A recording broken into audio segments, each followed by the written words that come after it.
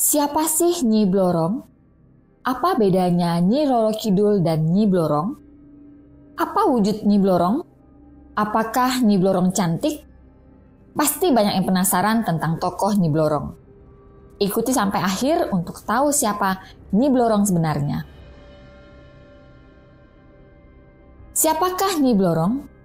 Menurut beberapa versi, Nyi Blorong adalah sosok legenda Indonesia yang berwujud wanita cantik, bertubuh manusia dari pinggang ke atas dan berwujud ular dari pinggang ke bawah. Ia merupakan panglima terkuat yang dimiliki oleh Kanjeng Ratu Kidul dan sering dianggap sama kuatnya dengan Nyi Roro Kidul. Namun, menurut sumber lain, Nyi Blorong adalah sebutan untuk Nyimas Dewi Anggatri, anak dari Nyimas Dewi Rangkita atau yang dikenal sebagai Ratu Galuh, anak dari Nyimas Dewi Anggista, putri bungsu dari Raja Caringin Kurung ke-11 Prabu Jayacakra. Legenda kisah Nyi Blorong. Menurut kepercayaan masyarakat, Nyi Blorong adalah penguasa keraton pantai selatan yang memiliki kesaktian luar biasa. Nyi Blorong memiliki pengikut berbagai macam makhluk halus. Ia ditugaskan untuk menyesatkan manusia agar terjerumus pesugihan dan menjadikan manusia terpaksa menjadi budak-budaknya. Nyi Blorong biasa tampil mengenakan kebaya berwarna hijau dengan rajutan emas. Kain panjang berwarna emas tersebut konon merupakan perwujudan sosok aslinya, yaitu ular raksasa. Pada saat bulan purnama, kecantikan dan kesaktian Nyi Blorong mencapai puncaknya. Tetapi saat bulan mengecil, ia akan kembali ke wujudnya yang semula, yaitu ular raksasa. Serat Centini menyebutkan bahwa Nyi Blorong yang cantik adalah putri dari Ratu Angin-Angin. Ia dinikahkan dengan Jaka Linglung setelah calon suaminya itu berhasil membunuh buaya putih penjelmaan Prabu Dewata Cengkar. Serat Centini atau juga disebut Suluk Tambang Laras atau Suluk Tambang Raras Among Raga merupakan salah satu karya sastra terbesar dalam kesusastraan Jawa Baru. Serat Centini menghimpun segala macam ilmu pengetahuan dan kebudayaan Jawa supaya tidak punah dan tetap dilestarikan sepanjang waktu. Serat Centini dapat menjadi refleksi dalam melihat kebudayaan masyarakat Jawa disebabkan isi tekstualitasnya. Serat Centini disampaikan dalam bentuk tembang atau suluk, dan penulisannya dikelompokkan menurut jenis lagunya. Legenda Nyi Blorong dalam berbagai macam versi. Banyak versi kisah mistis Nyi Blorong, tapi semuanya tetap berpusat pada Nyi Roro Kidul. Bahkan ada juga versi menyebutkan bahwa Nyi Blorong adalah manifestasi atau perwujudan dari Nyi Roro Kidul itu sendiri. Juga ada kisah bahwa Nyi Blorong adalah anak dari Nyi Roro Kidul yang diberi tugas merekrut manusia untuk dijadikan budak prajurit kerajaan Laut Selatan. Kisah lain menyebutkan bahwa Nyi Blorong berasal dari manusia yang memiliki nama asli Nyimas Dewi Anggatri. Terlahir sebagai keturunan raja dan tinggal di keraton yang serba lebih dari kecukupan, Nyimas Dewi Anggatri tumbuh menjadi gadis cantik yang angkuh. Tidak hanya angkuh, dia juga jahat. Karena sifatnya yang buruk itulah dia diusir dari keraton. Nyimas kemudian memutuskan untuk mengasingkan diri di hutan. Namun, dalam pengembaraannya di hutan, Nyimas tersesat.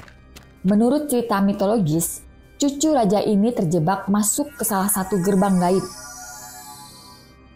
Dia pun ditangkap oleh pasukan makhluk gaib dan dibawa ke pimpinan kerajaan, yaitu Nyi Roro Kidul. Selamat datang Nyimas. Ceritakan bagaimana kamu sampai di sini. Apa yang membawamu ke gerbang gaib ini? Hamba merasa takut dan malu, Nyi. Sifat angkuh dan jahatku yang menyebabkan hamba diusir dari keraton. Hamba memutuskan untuk mengasingkan diri di hutan Namun hamba tersesat dan masuk ke gerbang gaib ini tanpa hamba sadari.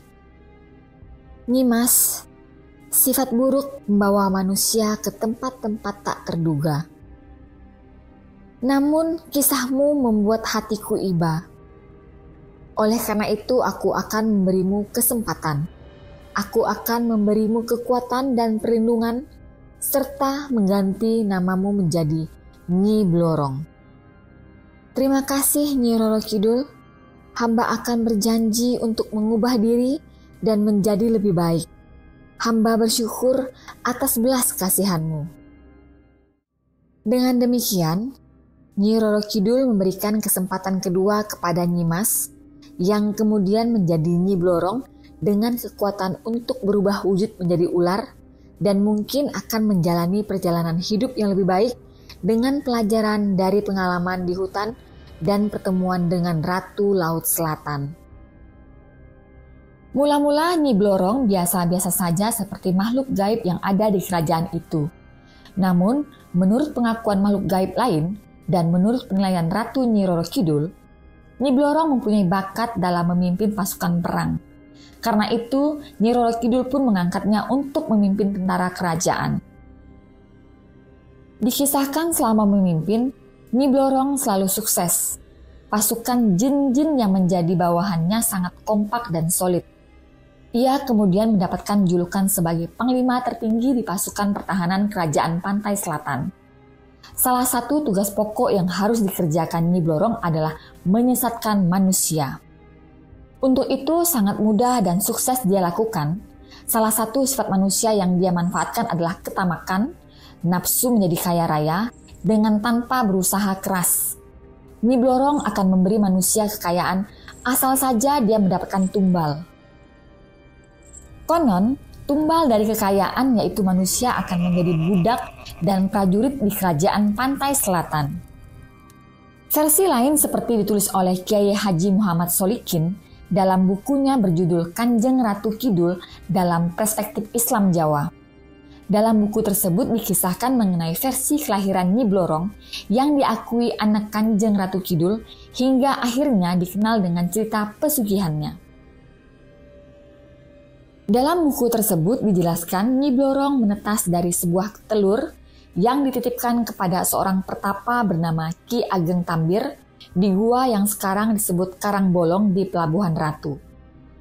Kala bertapa, Ki Ageng Tambir diberi tugas oleh Kanjeng Ratu Kidul menunggu saat-saat telur di dalam kotak kaca menetas. Saat itu mendadak datang sinar yang menghujam masuk ke dalam goa. Sinar tersebut menghantam kotak kaca dan kemudian kotak tersebut pecah dengan disertai suara ledakan yang menggelegar. Ki Ageng Tambir melihat ada seekor ular kecil. Awalnya Ki Ageng Tambir kecewa melihat ular tersebut. Tetapi ia terkejut ketika ular tersebut membesar sampai menyerupai naga. Seiring dengan perubahan cuaca yang kian terang, ular naga yang besar tersebut pelan-pelan juga berubah wujud menjadi seorang gadis remaja yang sangat cantik. Berselang satu purnama kemudian, gadis cantik itu diberi nama Ratu Kidul yakni Nyi Blorong, nama yang cukup menggetarkan bagi yang mendengarkan. Sejak pemberian nama Nyi Blorong itu, Ki Ageng Tambir tak diperbolehkan lagi berada dalam gua. Gua itu lalu dikenal sebagai Gua Pesugihan. Ki Ageng Tambir didapuk menjadi juru kunci di gua tersebut. Ki Ageng Tambir mempunyai tugas untuk mengantar siapa saja yang ingin berhubungan dengan Nyi Blorong, sekaligus menjelaskan syarat-syarat dan resiko besarnya. Para pencari pesugihan Nyi Blorong akan diminta menyediakan tumbal sebagai ganti kekayaan yang diraihnya.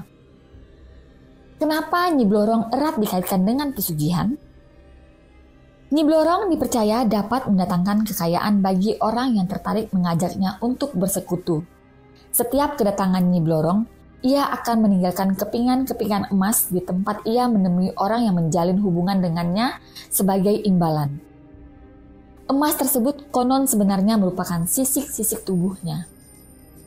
Pesugihan dengan Nyi Blorong dipercaya membutuhkan tumbal arwah manusia pengikutnya. Saat ajal, arwah pengikutnya itu akan menjadi bagian dari penghuni keraton gaib Laut Selatan untuk selamanya.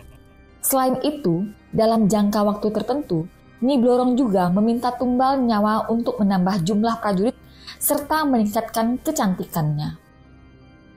Menurut penuturan berbagai kalangan spiritual, terkadang orang yang bekerja sama dengan Nyi Blorong sebenarnya juga sudah diingatkan. Misalnya sebelum masuk ke dalam kancah kesyirikan tersebut, sang juru kunci sudah mengingatkan berbagai akibat dan resikonya, termasuk bahwa jika ia lupa dan tidak ada tumbal yang dipersembahkan, maka dirinya lah yang harus menjadi gantinya secara paksa. Jika hal ini tidak disanggupi, maka kontrak kerjasama tidak berlaku. Selain itu, pada tahap-tahap awal menerjuni pelaku syirik tersebut, sebenarnya yang bersangkutan terkadang diingatkan dengan cara diperlihatkan akibat dari mereka yang sudah meninggal, yang selama hidupnya menempuh jalan sesat tersebut. Salah satu penggiat sejarah, yaitu Dani Saptoni, menyebut kisah pesugihan Nyi Blorong. Ini banyak versinya, salah satunya seperti yang ada di Serat Centini. Cerita ini juga melatar belakangi munculnya Bleduku di Grobongan. Di salah satu makam Syekh Joko di daerah Pedan, Klaten, beliau merupakan seorang wali keturunan Demak. Beliau kemudian jatuh cinta dengan salah satu putri Kanjeng Ratu Kidul, yaitu Nyi Blorong. Dani menyebut cinta dari dua alam yang berbeda itu menuai pertentangan. Syekh Joko pun diminta memenuhi syarat khusus untuk membuat bendungan. Dia harus membuat sebuah bendungan di sungai besar di Pedan dalam satu malam. Bendungan itu juga dibuat dari koin dan batangan emas. Setelah berhasil dibuat, Kanjeng Ratu Kidul memerintahkan Nyi Blorong untuk merusaknya. Akhirnya keduanya bertempur dan Nyi Blorong kalah. Syekh Joko berada di pinggir sungai dan di dekatnya ada tempat pesugihan Nyi Blorong. Kisah mengenai pesugihan Nyi Blorong ini muncul di Juwana Pati, di suatu tempat di daerah yang terdapat sebuah gundukan tanah yang dipercaya sebagai sarang ular. Di tempat itu merupakan kerajaan Nyi Blorong, orang yang ke situ mencari pesugihan. Ada beberapa tempat yang juga ditengarai sebagai tempat pesugihan, seperti wilayah Sukoharjo, Baki, dan tempat-tempat lainnya. Apakah tumbal pesugihan Nyi Blorong benar-benar ada? Ritual pesugihan adalah cara sesat untuk mendatangkan kekayaan dengan cepat. Di pantai selatan, terdapat beberapa tempat yang dipercaya sebagai lokasi pesugihan Nyi Blorong. Sosok pemberi kekayaan ini digambarkan bagaikan dewi bertubuh ular. Pesugihan Nyi Blorong dipercaya membutuhkan tumbal untuk setiap ritual dan persembahannya. Menurut mitos masyarakat zaman dahulu, orang yang melakukan pesugihan Nyi Blorong, maka rohnya akan mengabdi kepada mereka sebagai bentuk perjanjian. Lantas, apakah benar jika melakukan pesugihan Nyi Blorong akan mengabdi di alam gaib dan dijadikan budak hingga hari akhir? Semua itu masih tetap menjadi misteri hingga saat ini. Memang sekarang zaman modern, tetapi tetap banyak orang yang menggunakan black magic untuk menyelesaikan masalah mereka. Ingin menjadi kaya, ingin menjadi kebal, masih banyak masyarakat kita yang menggunakannya. Biasanya lewat bantuan dukun atau bahkan bertapa langsung. Mungkin cerita legenda Nyi Blorong yang dulu pernah diperankan oleh Susana memang benar adanya. Setelah mendengar cerita tadi, mungkin bisa membuka pikiran dan perasaan kalian bahwa untuk mencapai tujuan dengan cara pesugihan itu tidak baik. Keluarga kita jadi tumbal, orang-orang yang kita sayang akan menjadi tumbal. Apa bisa bahagia bila kita kaya, tapi orang-orang yang kita sayangi mati dijadikan tumbal? Orang yang dijadikan tumbal pun arwahnya akan dikurung dan dijadikan budak oleh peminta tumbal itu. Mereka tidak bisa kemana-mana, tidak bisa sempurna. Kalau ingin kaya, kita harus bekerja dan berusaha, serta ditambah berdoa pada Tuhan. Dan kita akan bahagia bisa kaya bersama orang yang kita sayang. Nyi Blorong dalam balutan budaya populer. Nyi Blorong merupakan tokoh legenda Indonesia yang sering menjadi tema film. Beberapa film yang mengangkat tema Nyi Blorong adalah Nyi Blorong, film horor Indonesia yang dirilis pada tahun 1982 yang disutradarai oleh Sisworo Gautama Putra dan dibintangi oleh Susana, Ratno Timur, Barry Prima, dan Ruth Pelupesi. Film ini juga beredar dalam versi bahasa Inggris dengan judul The Snake Queen. Film selanjutnya adalah Perkawinan Nyi Blorong.